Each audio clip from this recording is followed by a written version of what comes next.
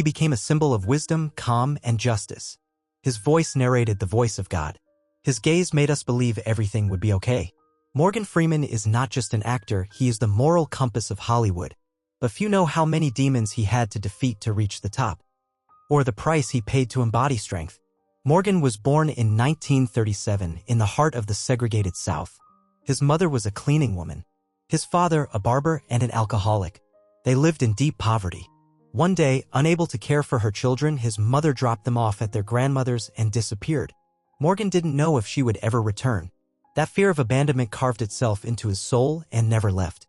He was a quiet boy who escaped into books, talked to himself, and dreamed of becoming a pilot. But the sky wasn't open to black boys. His dreams were grounded because of the color of his skin. Morgan began acting late in life.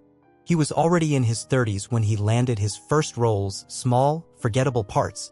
He worked as a mechanic, a janitor, a clerk. People told him, "You're too dark, too old, too serious."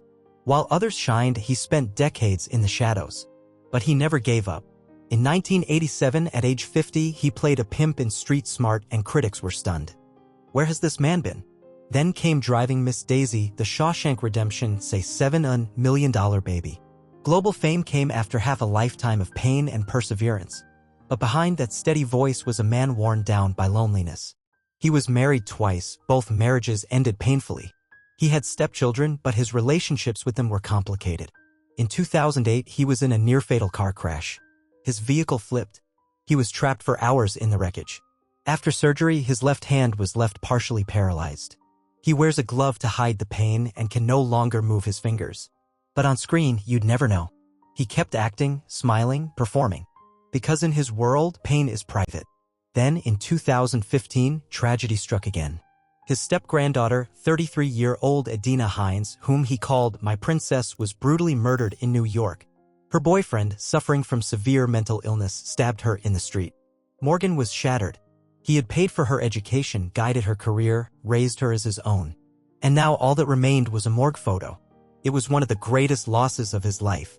Just 3 years later, in 2018, Freeman was hit by a wave of misconduct allegations. Several women accused him of making inappropriate remarks. He denied all claims, but the damage was done. Netflix paused projects. The press went silent. Months later, the allegations were officially dropped. But the scar remained.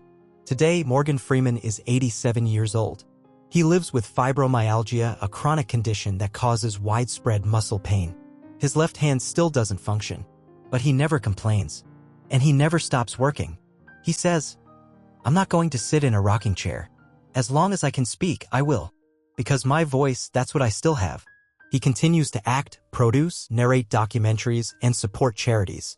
His voice echoes in schools, museums, libraries, and all of it is done by a man who starts each morning fighting just to get out of bed. Morgan Freeman is the embodiment of unbroken spirit. He has shown the world it doesn't matter how old you are, how many times you were rejected, or how much pain you carry. You can still be light for others. He rarely talks about himself, but his films speak volumes. In them we see dignity, depth, strength, and hope, because in an age of noise and pretense, Morgan Freeman remains real, quiet, wounded, wise, and truly great.